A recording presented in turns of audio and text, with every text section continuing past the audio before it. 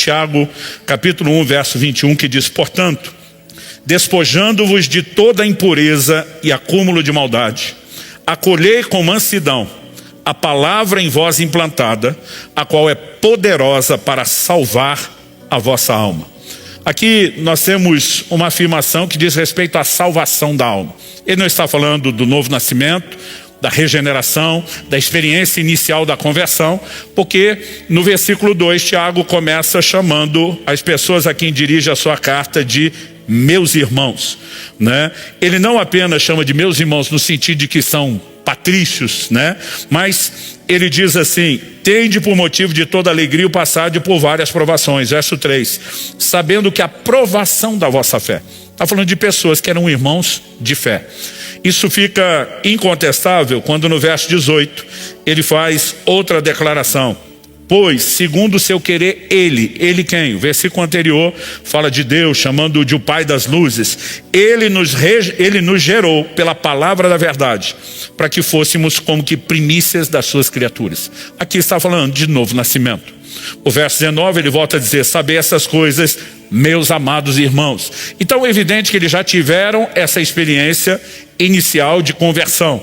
Mas quando ele diz que a palavra de Deus é poderosa para salvar a nossa alma, aqui eu e você precisamos entender duas verdades importantes. A primeira delas é a constituição do ser humano. Biblicamente falando, a gente afirma que o homem é um ser tripartido, composto por três partes distintas.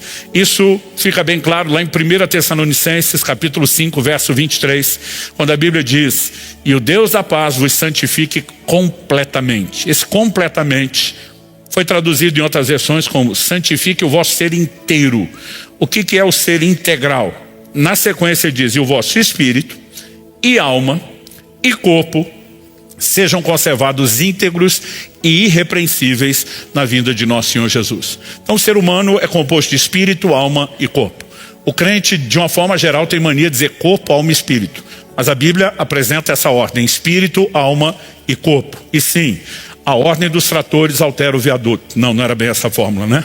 A ordem dos fatores altera o produto. Quando o apóstolo Paulo diz em Filipenses capítulo 1, eu tenho desejo de partir e estar com Cristo. Quem que é esse eu tenho desejo de partir? Quem partiria? Paulo não está falando do corpo, né? Quando falecemos, e a Bíblia define no livro de Tiago a morte como o espírito saindo do corpo. Quando falecemos, o corpo será sepultado, irá se decompor, até que no dia final, né, da vinda de Cristo seja glorificado. Quem parte é o que nós chamamos do homem interior, não o exterior, né? Aliás, Paulo faz essa divisão em 2 Coríntios capítulo 4, verso 16, quando ele diz: ainda que o homem exterior se corrompa, uma referência ao corpo, o interior, contudo, se renova de dia em dia. Então nós temos a parte exterior e a parte interior. A parte interior é composta de outras duas, né? O que compõe o homem interior? Espírito e alma. Hebreus capítulo 4, verso 2 diz que a palavra é como uma espada afiada de 2 gumes que penetra a ponto de dividir alma e espírito, juntas e medulas. Assim como juntas e medulas são coisas distintas, embora estejam ali bem unidas, espírito e alma são coisas distintas, mas estão unidas na condição do que chamamos o homem interior. Uma boa maneira de pensar nisso é quando nós olhamos para o tabernáculo que Deus mandou Moisés construir. Uma figura da casa de Deus, que hoje, né, o templo de Deus, de acordo com a Escritura, somos nós. Essa tenda, o tabernáculo, ele tinha uma parte coberta, a chamada tenda da revelação, e tinha o quintal, o chamado, né, átrio, pátio exterior. Então, quem olhava de longe, uma vista, né, rápida, podia pensar: bom, a casa tem duas partes, coberta e descoberta. Mas a parte coberta, a tenda da revelação, ela subdividia em duas, dividida no meio por um véu. Primeiro tinha o lugar santo. Depois do véu, o lugar onde estava a arca da presença de Deus era chamado o Santo dos Santos. A gente pode dizer que uma olhada superficial para o ser humano diria: ele é composto de duas partes, homem interior, homem exterior. Mas o homem interior se subdivide em dois. Por que é importante a gente entender essa composição? Para entender a obra da própria salvação. Quando nós nascemos de novo, a regeneração, na conversão, a obra inicial, isso acontece onde? No nosso espírito. Quando Jesus diz para Nicodemos: se não nascer de novo, não pode ver e nem entrar no reino de Deus. Onde se dá o novo nascimento? Jesus diz para ele: o que é nascido da carne é carne, O que é nascido do Espírito é Espírito. Então, o novo nascimento acontece no nível do nosso Espírito. E aqui nós temos uma experiência de regeneração. Mas nós não somos só Espírito. Nosso ser também é composto de alma e de corpo. A regeneração do Espírito é um processo instantâneo. O crescimento dele não. Agora, quando falamos do corpo, no dia final da vinda de Jesus, mortos ressuscitarão, os vivos serão transformados. E a obra final da redenção é a glorificação do nosso corpo. Quando acontecer, será uma obra instantânea. Até que esse dia chegue, o processo que nós temos em lidar com a carne é subjugá-la, para que ela, não esteja no comando. Agora, quando falamos da alma, como a salvação toca a nossa alma? E aqui Tiago está escrevendo e diz que a palavra é poderosa para salvar a vossa alma. A palavra aqui traduzida psique, ela vai ser traduzida como alma, em toda a Escritura, em todo o Novo Testamento. Eu escolhi ler a nova Almeida atualizada, porque muitas novas versões só diz a palavra é poderosa para salvá-las, e não apresentam uma definição específica que está no original, salvar a vossa alma. A palavra aqui também traduzida salvar é a palavra sozo. Diferente de sotero, que é mais usada do que sozo, quando o assunto é salvação, a palavra sozo, ela tem a ideia de resgatar, de livrar. Ela significa são e salvo, livre do perigo, mas ela também tem conotação de cura e de restauração.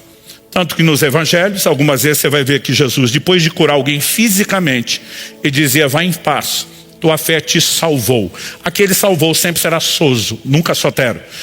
Ele não está falando de uma salvação espiritual. Ali ele está falando de restauração do corpo, restauração física.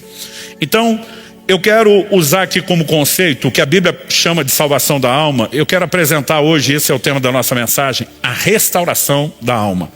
Como na obra da salvação, nós precisamos entender aquilo que Deus espera de mim e de você a ser feito com a alma. Na caminhada cristã, nós também dividimos ela em 3 partes. Porta, caminho e alvo. Porta é a conversão. O novo nascimento é a entrada no reino de Deus, é a porta. Depois da porta nós temos um caminho, e aqui existe progressividade. Até que um dia, Paulo diz, eu prossigo para o alvo. Até que a gente alcance o destino. Entre a porta e o destino, todo o caminho, ele fala de progressividade.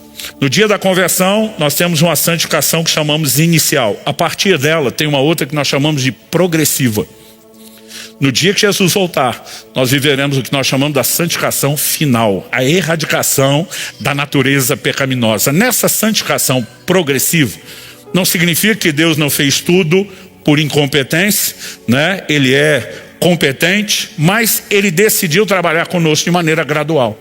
Então, segundo aos Coríntios capítulo 7, diz que nós temos que aperfeiçoar a santidade no temor do Senhor. Aquilo que começa na regeneração precisa ser trabalhado, é um acréscimo. Então, quando o Tiago está dizendo a palavra em vocês implantada, e o que gerou o novo nascimento? Foi essa semente de Deus que é a palavra. A gente leu no verso 18. Ele nos gerou pela palavra da verdade. Em primeira epístola de Pedro, no capítulo 1 e no verso 23, a Escritura diz algo semelhante. Pois fostes regenerados, não de semente corruptível, mas de incorruptível, mediante a palavra de Deus, a qual vive e é permanente. Essa palavra que nos gerou, ela agora vai trabalhar o que nós podemos chamar da restauração da nossa alma. Salmo 19:7 diz, a lei do Senhor é perfeita e restaura a alma. Eu e você precisamos entender o que é essa restauração. Quando falamos de uma santificação progressiva, nós não estamos dizendo que Deus não nos limpou direito na conversão. Todos os pecados que haviam sido cometidos, eles foram não só perdoados, eu e você fomos justificados. O cristão precisa entender o que é ser feito, o que é ser justificado, o que é ser feito justo. É como se eu e você nunca tivéssemos feito nada de errado. Deus literalmente zerou o game e nos permitiu recomeçar. Mas agora nós precisamos lidar não com os pecados do passado, mas com um processo de santificação para que o pecado não mais domine ou controle as nossas vidas. E aqui a expressão que Tiago usa, no capítulo 1, é dizer que nós temos que acolher a palavra, a qual é poderosa para salvar as nossas almas. Mas antes ele diz, despojando-vos de toda impureza e acúmulo de maldade. Outras traduções optaram pela expressão vestígio de maldade, né? Em vez de acúmulo. Agora, o que significa essa palavra que foi traduzida aqui, ou acúmulo, né? Ou vestígio em outras traduções? Ela significa literalmente no original um resíduo. O que é um resíduo? É interessante você observar que os peritos criminais, por exemplo, que vão avaliar uma cena do crime, a partir dos vestígios, eles às vezes conseguem reconstruir a cena do crime. Eles podem confirmar a versão, né, de uma vítima, de alguém envolvido, ou contestá-la completamente. Se houve disparo, né, de tiro, uma bala na parede, o buraco vai determinar o ângulo que atirou, muitas vezes a proximidade, né, e tudo aquilo que aconteceu, que já não está mais lá. A gente pode dizer o crime já não está mais lá, mas pelos vestígios dá para saber o que aconteceu, às vezes até em detalhes. E quando eu falo dos vestígios, eu me lembro de uma história de 30 anos atrás, que ela e eu, recém-casados, a gente estava empolgado com os presentes que ganhamos de casamento. Nós somos parte de uma geração, né? Eu lembro quando criança, em casa, a gente tinha que espremer laranja na mão, na força, né, do muque. Mas, quando nós casamos, nós ganhamos um espremedor de laranja. Aquilo era novidade na época. A gente tomava suco de laranja quase todo dia, só para usar o brinquedinho novo que nós ganhamos. Eu amava fazer aquilo, ligar aquele negócio e ver o suco pronto rapidinho. A gente passou a fazer aquilo com frequência. Kelly nessa época fazia universidade de manhã, e de vez em quando acontecia de eu chegar mais cedo que ela. Eu tentava adiantar alguma coisa do almoço. Nunca fui um Masterchef, né? Mas alguma coisa eu tentava adiantar. Esse dia eu falei, vou adiantar pelo menos o suco. Comecei a espremer as laranjas, mas eu não só espremia, eu batia no liquidificador. A gente tinha um ritual. E eu provei o suco, estava muito bom. E eu fui provando até que ele acabou. Antes dela chegar. Quando ele acabou, fui fazer mais, porque tinha acabado. E quando fui fazer mais, descobri que tinha acabado a laranja. Gente, eu fiquei com uma vergonha de imaginar, minha esposa vai chegar. O único suco que tinha, eu bebi. Não dava tempo de sair, comprar, né? Eu lembro que naquele desespero eu pensei, resolvo à tarde, ela vai ter suco à noite. E a única coisa que eu pensei é, agora ela não precisa saber de nada. Peguei o lixinho da pia ali, sumi com as laranjas, lavei o liquidificador. O espremedor lavei e guardei, né? Mas o liquidificador deixei lá, ele secando depois de lavar. Gente, Kelly entrou, me deu oi e foi para a cozinha. Não deu 3 minutos. Ela disse, você bebeu todo o suco de laranja, né? Eu pensei, revelação. Falei, não pode. O que Kelly tem superpoderes no olfato, mas eu deixei as janelas abertas. Eu falei, nem cheiro de laranja vai ter nessa casa, né? Ela entrou e já sabia.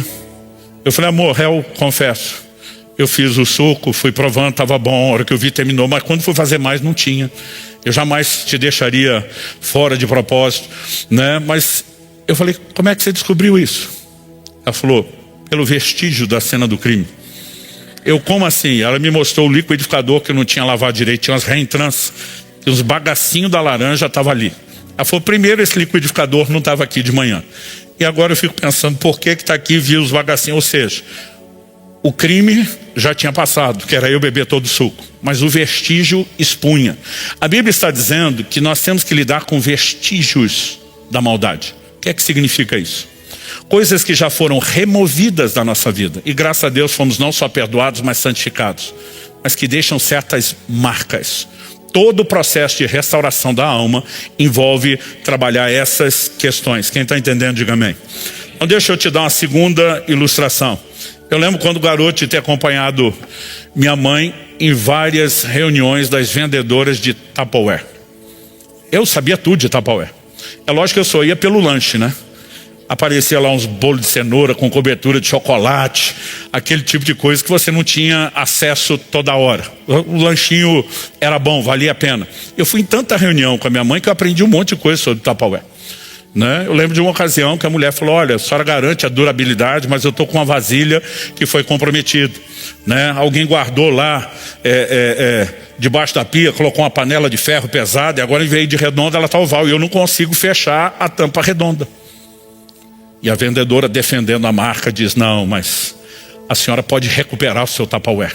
É só colocar água quente, ele vai amolecer, a senhora veste a tampa. Ela falou, fiz isso, mas depois que esfria, pula, solta.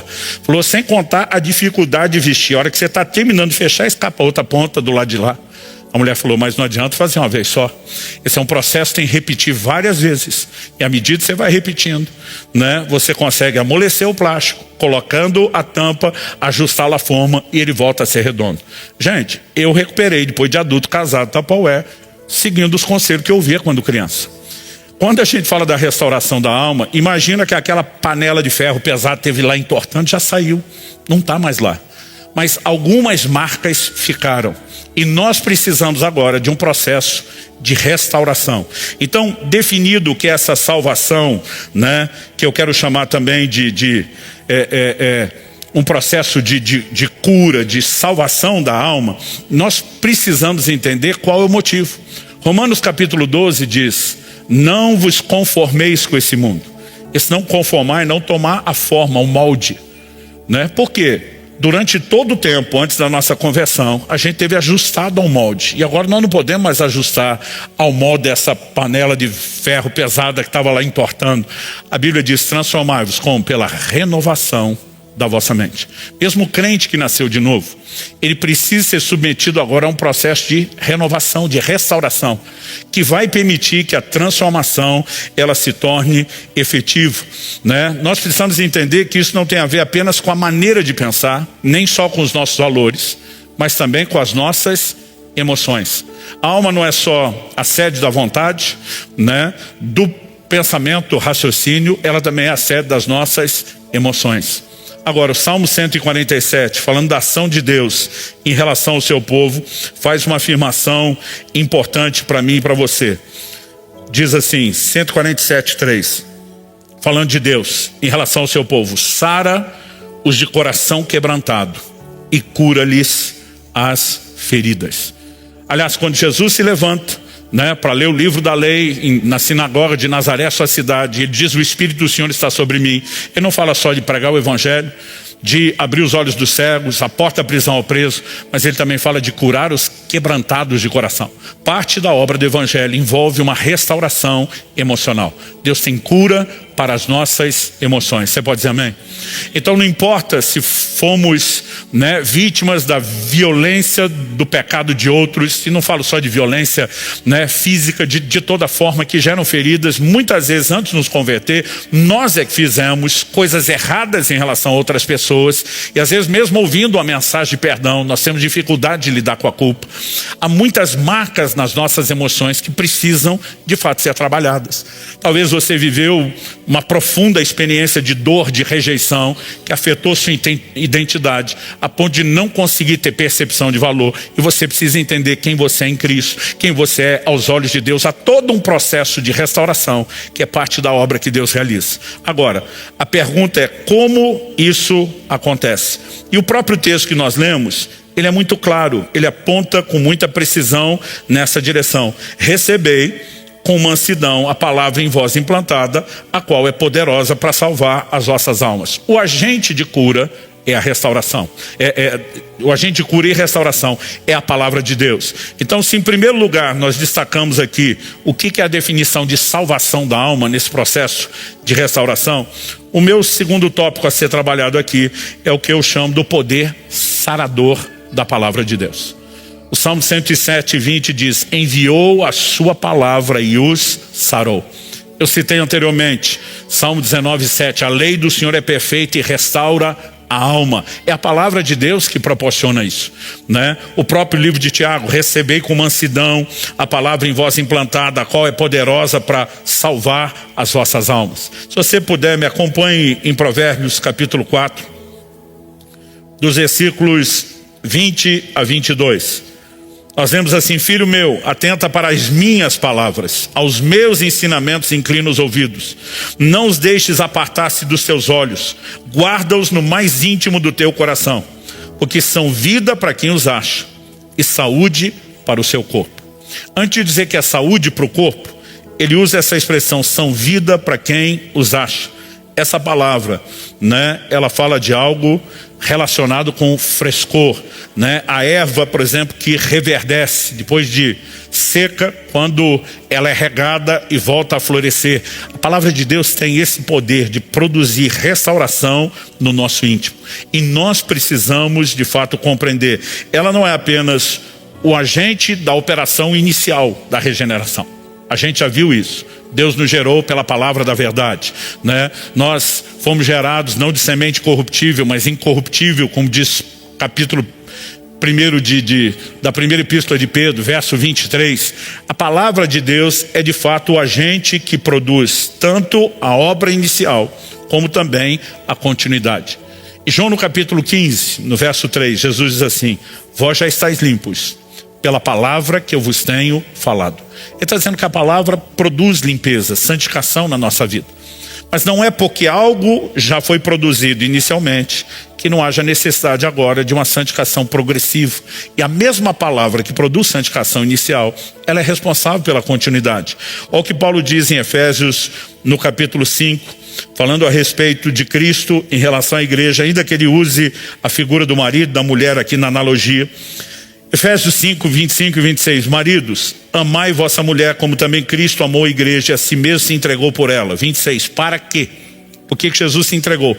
Para que a santificasse, tendo-a purificado por meio da lavagem de água pela palavra. Né? Assim como Jesus diz, vocês já estão limpos, a expressão lavagem de água é usada aqui. E está falando de algo que já aconteceu, tendo-a purificado. Agora 27. Para apresentar a si mesmo igreja gloriosa, sem mácula, nem ruga, nem coisa semelhante, porém santa e sem defeito. Esse nível completo de santificação ainda não aconteceu. Houve uma santificação inicial na igreja, mas a mesma palavra que produz essa limpeza, ela trabalha, né, esse aperfeiçoamento na minha e na sua vida. E nós precisamos reconhecer esse poder sarador, esse poder transformador que a palavra de Deus tem, né? Quando falamos a respeito até do trato de Deus nas nossas emoções, né, quando falamos de mudança nos relacionamentos, nós precisamos entender que tudo isso é parte de um processo que a Bíblia classifica como santificação. Por exemplo, em Hebreus no capítulo 12, no verso 14, a Bíblia diz assim: segui a paz com todos e a santificação, sem a qual ninguém verá o Senhor. Que é seguir a paz, é viver sem conflito, né? Nós conseguimos entender isso porque na sequência o verso 15 diz: atentando diligentemente para que ninguém seja faltoso, né? Separando-se da graça de Deus, nem haja alguma raiz de amargura que brotando vos perturbe. Então, até mesmo quando falamos de restauração dos relacionamentos, nós estamos falando de um processo de santificação. E a santificação se dá pela palavra. João 17, 17, Jesus ora: Pai, santifica-os na verdade, a tua palavra é a verdade. Então nós tanto precisamos, em primeiro lugar, reconhecer que é um processo de salvação da alma. Eu estou colocando o rótulo da mensagem restauração, para a gente ter um entendimento específico de que parte da salvação nós estamos falando. Como, em segundo lugar, entender que a palavra de Deus é de fato esse agente de transformação, né, que carrega esse poder sarador. Mas, entendido isso, eu quero gastar um pouquinho mais de tempo na orientação prática de Tiago, que é o nosso texto base, né? E diz: acolhei com mansidão. O que é que significa acolher a palavra? E diz: acolhei com mansidão a palavra em vós implantada. Então ele diz: ela já entrou, ela já produziu o resultado inicial. Mas se você quer continuidade, precisa haver uma interação. E aqui em terceiro e último lugar eu quero falar dessa interação, que é o elemento prático que eu e você precisamos para de fato viver essa transformação, né? Repito, não é apenas ter o entendimento dos conceitos. Quando a gente fala desse processo renovador, gente, nós vamos ter que mudar valores. Quando a Bíblia diz: transformai-vos pela renovação da vossa mente, é evidente que ninguém muda comportamento se não mudar valores. E como é que nós vamos mudar valores? Pela palavra. Agora, se a palavra não for lida, se não for meditada, se ela não é ensinada, se ela não é escutada, não é recebida, nunca haverá processo de transformação. Mas nós precisamos da renovação desses valores, precisamos de mudança. Porque durante anos nós tivemos hábitos criados em cima de valores errados. Durante muito tempo antes da conversão, o estilo de vida de alguns de nós era bateu, levou. Mas agora somos discípulos de Cristo. E o Senhor disse: se alguém te bater na face, você tem que virar outro, né? Talvez alguns de nós, depois da conversão, já não reagimos como reagiríamos antes.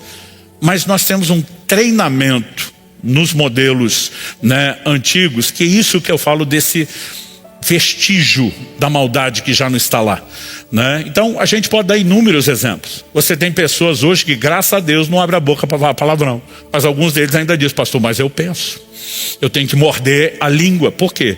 Houve muito treino aqui, existe a necessidade de uma mudança em níveis mais profundos. É a palavra de Deus que vai produzir isso em nós. Quem está entendendo?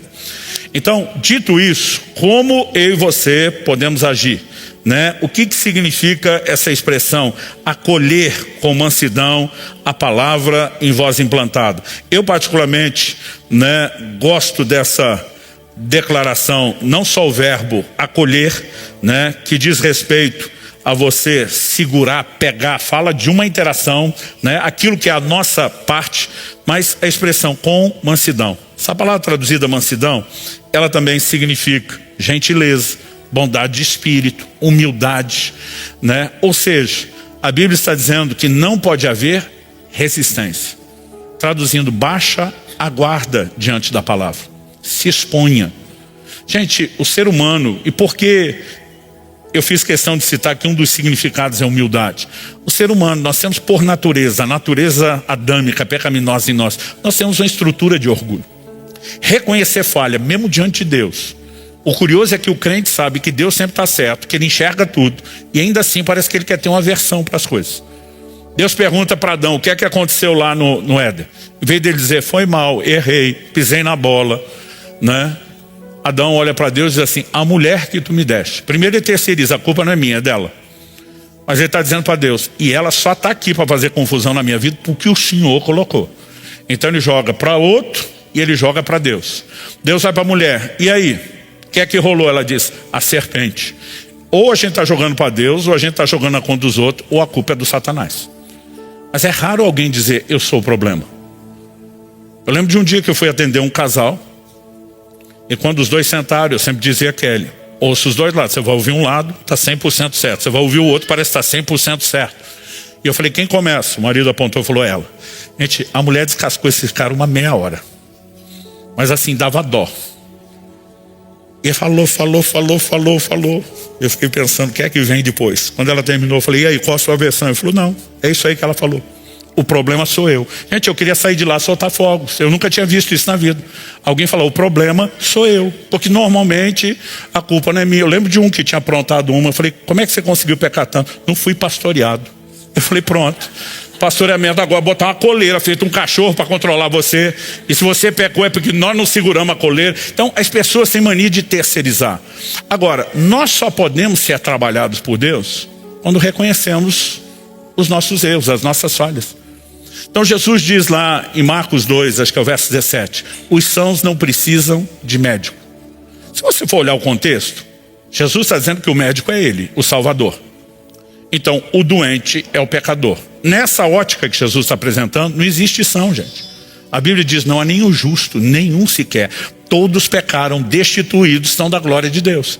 Então Jesus não está dizendo que tem unção de verdade, mas está dizendo que o doente, porque todo mundo é pecador e doente, que acha que é são e não se admite doente, o médico não pode fazer nada por ele. É por isso que a base de toda a ação de Deus na minha e na sua vida começa com arrependimento. É admitir: eu errei, eu não apenas me entristeço, eu sei que eu preciso de mudança.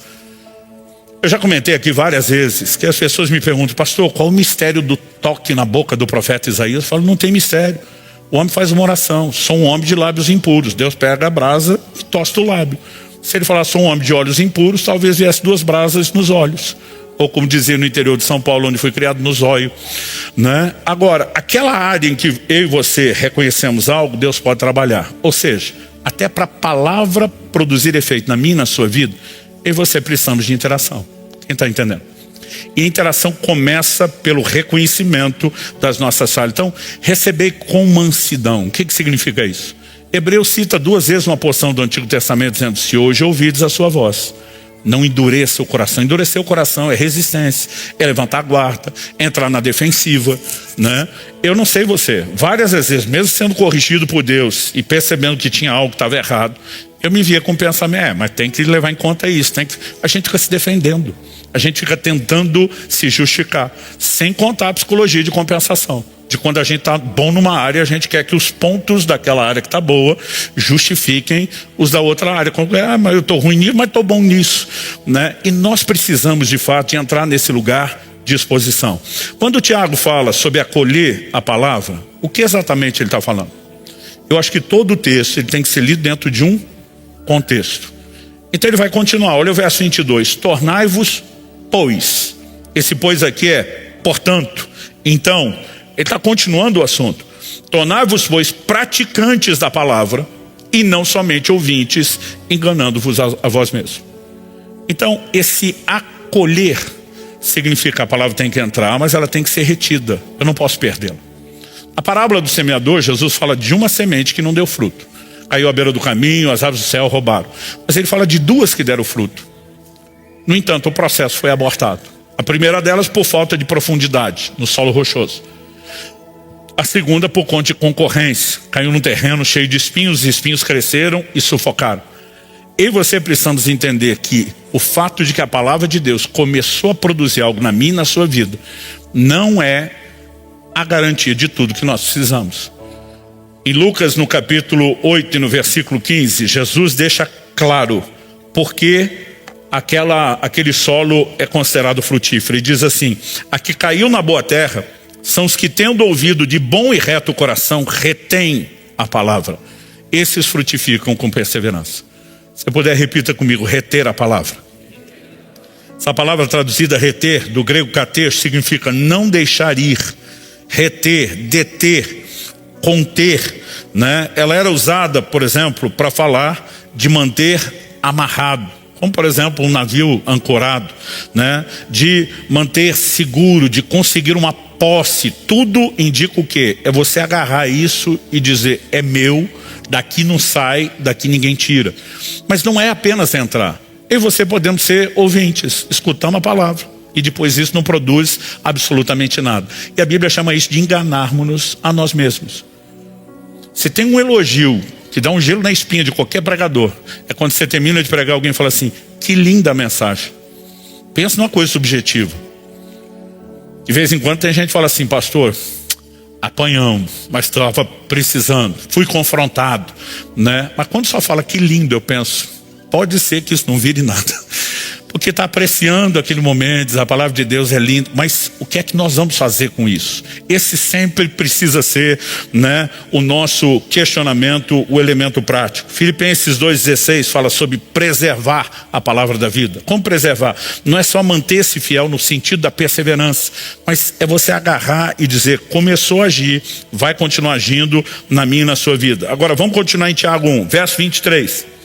Porque se alguém é ouvinte da palavra e não praticante, assemelha-se ao homem que contempla num espelho o seu rosto natural. Pois assim mesmo se contempla, se retira e para logo se esquece de como era a sua aparência. A nova geração não sabe na prática o que é essa orientação de Tiago: esquece da sua aparência. Porque hoje todo mundo tem espelho em casa, e nós temos espelho de verdade. Naquela época, os poucos que tinham espelho, normalmente eram os mais ricos, que tinham um espelho de bronze batido e polido. Não era um reflexo perfeito. As pessoas normalmente viam o seu reflexo na água. Não se olhavam o tempo todo. E pelo intervalo entre viu uma vez, demora para ver outra, né? Havia exemplos práticos de gente que esquecia como era. Eu lembro de uma fase na adolescência. A adolescência é marcada por pelo menos duas fases. Uma que os adolescentes não saem da frente do espelho, e outra antes dessa é que eles não querem olhar no espelho. Nessa fase que não estava nem aí para o espelho, eu lembro de um dia que eu estou andando na rua e me deu um desespero, porque eu não conseguia lembrar com detalhes como era meu rosto. O desespero foi tão grande que eu parei na primeira vitrine meio levemente espelhada para olhar e dizer: ah, era isso aí. Esse foi o exemplo que me ajudou a entender Tiago para a geração daquela época. Isso significa que a palavra se autodenomina, se chama de um espelho. Quando eu e você estamos diante da palavra, nós estamos diante de um espelho. Diga comigo: espelho. Espelho revela quem você é. Esse espelho tem dois aspectos distintos. Um deles é o posicional. Ele revela tudo que nós somos em Deus, a nossa verdadeira identidade nele. E parte do processo de restauração da alma é você entrar num lugar, né, de segurança da sua identidade. A gente vive num mundo de comparação, gente. Já foi assim a vida inteira, mas as redes sociais jogaram isso para um outro patamar. Quando Jesus fala sobre com que tipo de morte Pedro iria glorificar Deus, você vê a pergunta que ele faz sobre João, e quanto a esse? Jesus olha para ele e diz, eu quero que ele fique até que eu venha. O que te importa, isso que te importa não é da sua conta. Eu tenho uma forma de trabalhar na sua vida, eu tenho uma forma de trabalhar na vida. Mas a gente tem essa mania de comparar, de medir, né? Agora, pessoas que passam por um processo de entender quem são no espelho, elas têm uma identidade restaurada, é parte desse processo. Mas o espelho não mostra só o que nós somos posicionalmente, tudo que Deus fez. O que espiritualmente é verdade ao nosso respeito. O espelho também mostra aquilo que na prática nós ainda não mudamos para nos adequar com aquela outra declaração do espelho. Isso normalmente, né, é o que nós vamos nos expor às duas coisas. Tanto a identidade, entender, gerar fé, compreender, nos posicionar para viver isso. Mas também, quando eu estou lendo a Bíblia e ela descreve o que eu deveria ser como marido, eu vejo que ainda não sou. O que eu deveria ser como pai, e eu vejo que eu ainda não sou. O que eu deveria ser como cristão, e eu percebo que ainda não sou. O propósito disso não é me desanimar, mas é mostrar que se eu ainda não me adequei ao alvo, eu preciso reagir, né? Acolher com mansidão e dizer, então vem para cá, vai ser parte da minha vida. Ah, pastor, mas eu tropecei. Arrepende, levanta, como diziam os antigos, sacode a poeira, né? E vamos perseguir, né, a meta novamente. É isso que Paulo diz quando ele afirma, esquecendo-me das coisas que para trás fico, avançando para as que estão diante de mim. Ah, pastor, mas eu saí do culto assim, olha, eu senti aquela água quente, eu consegui fechar a tampa do Tupperware. No meio da semana, pulou. Já não adequava mais. Vamos esquentar de novo, e de novo, e de novo, até que se adeque. Então nós precisamos de um processo contínuo, dizer, eu vou agarrar, eu vou viver essa palavra. Ah, pastor, eu ainda não estou conseguindo. A maioria de nós não tem resultado em todas as áreas, e ninguém consegue isso da noite para o dia, é gradual. Mas nós vamos insistindo, insistindo, é aquele posicionamento de dizer, eu me agarro a essa palavra, eu vou vivê-la. Chegará um momento onde isso vai ser prática, né, contínua na minha vida. Quem está entendendo? Então, esse posicionamento de acolher a palavra é algo fundamental. E na prática, precisa estar na minha e na sua vida, né? Para que a gente viva isso na prática, não pode haver a resistência, o coração duro. Em Atos, no capítulo 7, no verso 51, falando sobre aquela atitude da mansidão, né, nós temos parte da pregação de Estevão, que é um confronto, um discurso, né, pesado. Ele diz assim, homens de dura cerviz, incircuncisos de coração e de ouvido, vós sempre resistis ao Espírito Santo, assim como fizeram vossos pais, também vós os fazeis. Aí vem a pergunta, qual dos profetas vossos pais não perseguiram? Eles mataram os que anteriormente anunciavam a vinda do justo, né? E ele vai falar de uma resistência aos profetas. Então, quando ele diz resistir ao Espírito, ele está falando da obra do Espírito Santo, de levantar os profetas que comunicavam a palavra de Deus. Junto com resistir ao Espírito, leias, resistem à palavra proclamada, né?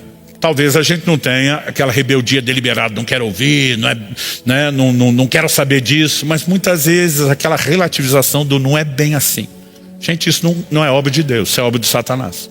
Quem começa com não é bem assim, lá no jardim para Eva, foi a serpente. Não é bem assim. E eu e você precisamos cuidar com essas relativizações, né? Acolher a palavra significa um firme compromisso. Começando pelo quê? Pela leitura bíblica. A maioria dos crentes não lê a Bíblia, gente. A gente vai pesquisa atrás de pesquisa, mesmo no nosso meio. E quando a gente tem programas como esse recente dos 100 dias na palavra, não é apenas para gerar entretenimento, para manter um assunto hypado na nossa rede social. Nós queremos te dar ferramentas que te ajudem a viver o processo de transformação. E mesmo depois de ler, também não é só leitura. A Bíblia diz, bem-aventurado é o homem que medita na lei do Senhor, né? A Bíblia fala, inclusive Deus diz para Josué, não se aparta da sua boca o livro dessa lei, antes medita nele de dia e de noite. Meditação, ato contínuo. Aquilo que eu leio no início do dia tem que me acompanhar, a gente tem que ficar mastigando, ruminando, né? A leitura, você imagina, é o momento que a vaca está comendo o capim. Depois que ela senta com a pancha cheia para ruminar, você imagina, agora isso é a meditação. Onde vem o questionamento, eu estou vivendo isso? Ainda não. Por que não? Negligência minha? É um processo que ainda não terminou? Eu estou interagindo? Se eu e você, né, gastamos tempo questionando, processando, nós abrimos espaço para que o Espírito trabalhe em nós. A gente, além da leitura, da meditação, ainda fala de um outro nível que é estudo, pesquisa. Alguns pulam direto para essa parte, tem toda a informação, são os cabeção da teologia, mas na prática parece que a vida cristã não tem crescimento. Por quê? Porque a leitura e a pesquisa é atrás de informação. Meditação é aquele lugar onde eu e você queremos não só juntar as peças do quebra-cabeça, mas como eu faço isso funcionar na minha vida, como eu posso experimentar. E esse tempo que gastamos é essencial. Aliás, a própria palavra trazendo à tona o que está dentro de nós. Ainda era garoto e lembro de uma mensagem que meu pai pregou, não lembro dela em todos os detalhes, mas tentei reproduzi-la uma ocasião aqui. Eu lembro que eu amei quando garoto, o título da mensagem dele me chamou a atenção. Ele deu o tema, a espada cortante do rei. Mas antes de chegar em Hebreus 4:12, que diz que a palavra é como uma espada afiada, que penetra a ponto de dividir alma e espírito, juntas e medulas, e diz, é apta para discernir os intentos do coração. E desse espelho traz à tona o que está dentro de mim e de você. Não só ações, atitudes erradas, mas muitas vezes motivações. Porque às vezes errado não é o que a gente faz, é por que a gente faz. E é só a palavra, né? O Espírito Santo trabalhando pela palavra que pode trazer isso à tona. Mas meu pai, antes de chegar lá, fez uma construção de Salomão como uma figura de Cristo. E ele mostra o descendente de Davi, o reto juiz, né? Sob vários ângulos, como Salomão, uma figura de Cristo. E que tão logo ele pede a Deus sabedoria para governar o povo, ele tem uma experiência. Tem um caso que ele tem que julgar. Isso se tornou conhecido de todo Israel. Duas mães solteiras que moravam juntas, tiveram os filhos quase que juntos, né? Quase que simultâneos. Uma delas vive uma fatalidade, à noite rola sobre a criança a ponto de sufocá-la, matá-la. Quando acorda, no desespero, não só de ter perdido a criança, mas de ficar sem filho, ela comete agora uma outra maldade que é intencional, não acidental. Ela olha o filho da outra que está dormindo, vai lá e troca as crianças, deixa o garoto, né, a criança morta, e pega a criança viva. E quando a outra acorda de manhã, né, com todo o choque, a criança não está viva, mas entra a iluminação e diz, mas essa não é a minha criança, não é meu filho. E começa a discussão, você trocou, não, o filho é meu, não, o filho é meu. O assunto foi parar diante de Salomão. Quando as duas estão ali brigando, é meu, Salomão diz, vamos resolver isso. Traga uma espada, trouxeram. Falou, agora corta a criança no meio, metade para uma, metade para outra. A outra, que não era mãe verdadeira, falou, isso mesmo, nem meu, nem seu. A criança não é nem minha nem sua. A mãe verdadeira, tomar de compaixão, diz, não mate a criança, dê para ela, eu fico sem filho, mas não deixe a criança morrer. A outra diz, nem meu nem seu. Salomão falou, nós já sabemos quem é a mãe, né? Meu pai pegou aquela figura e falou, a espada trouxe à tona o que estava dentro de cada um. Assim é o que diz Hebreus 4:12. Ela é apta para discernir os intentos do coração. Mas para isso, ela tem que penetrar profundo. E a gente não pode ser superficial. Então meu desafio para você hoje tem que ler a Bíblia todo dia, tem que meditar mais. Nós precisamos ser mais profundos e não superficiais. Porque se não vivemos esses processos, não adianta a gente estar falando de vida abundante e querer te levar aos resultados sem os processos. Eu encerro fazendo uma afirmação aqui para você. Nossa relação com Cristo é determinada pela relação com a sua palavra. João capítulo 15, versículo 7, Jesus diz, se permanecerdes em mim, e as minhas palavras permanecerem em vós, pedireis o que quiserdes e vos será feito. Às vezes a gente pega só a parte final do versículo 7, pedireis o que quiserdes. Gente, você pode orar pelo que quiser, Deus vai atender e responder. É verdade? É, mas tem um fundamento ali que não pode ser ignorado. Se permanecerdes em mim, como nós permanecemos em Cristo, e as minhas palavras permanecerem em vós. Um dos homens que mais me inspirou a vida de oração, lendo sua biografia na adolescência, chama George Miller. É um dos heróis da fé dos tempos modernos.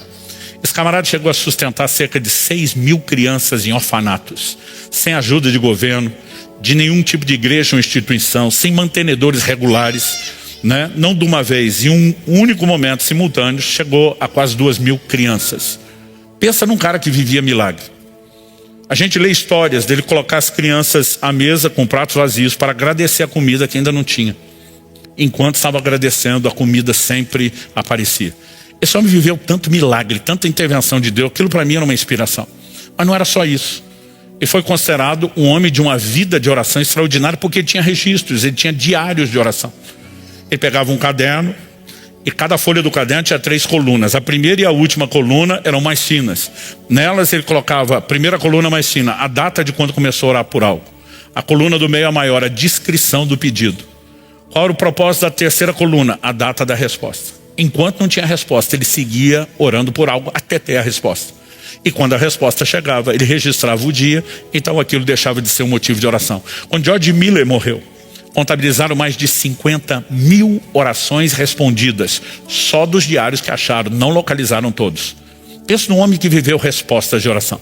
Aquilo para mim foi uma inspiração. Mas deixe citar uma declaração do próprio George Miller. O vigor de nossa vida espiritual está na proporção exata do lugar que a Bíblia ocupa em nossa vida e em nossos pensamentos.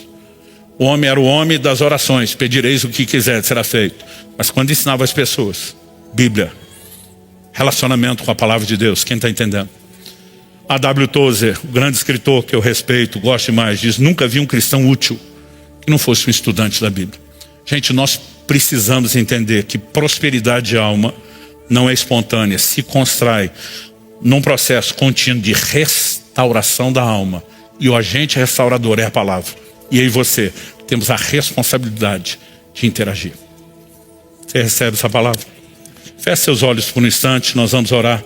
Pai, eu oro por cada um dos meus irmãos e irmãs nesse lugar, pedindo que o Senhor não apenas nos desperte para gastar mais tempo diante do espelho da Tua palavra, permitindo que ela revele desde a nossa identidade em Cristo, como também aquilo que ainda precisa ser moldado, mudado e transformado em nós. Que ela traga à tona os pensamentos do coração, aquilo que de fato está no mais profundo de cada um de nós, até mesmo motivações que às vezes são tão enganosas. Mas, Pai, que isso tudo seja trazido à tona, para que haja mudança, para que haja santificação, para que haja renovação da mente, dos nossos valores, da maneira de pensar, para que haja restauração da alma, das nossas emoções, e que possamos seguir nesse processo de desenvolvimento da salvação, cooperando com o Senhor, e que isso aconteça por um posicionamento firme de acolher com mansidão a palavra em nós implantada. Que haja uma cultura, ó Deus, de leitura, de meditação, de avaliação das nossas vidas à luz da Tua palavra, para que os Teus processos se estabeleçam e sejam plenamente vividos. É a nossa oração em nome de Jesus. Se você crê e concorda, diga amém. Glória a Deus.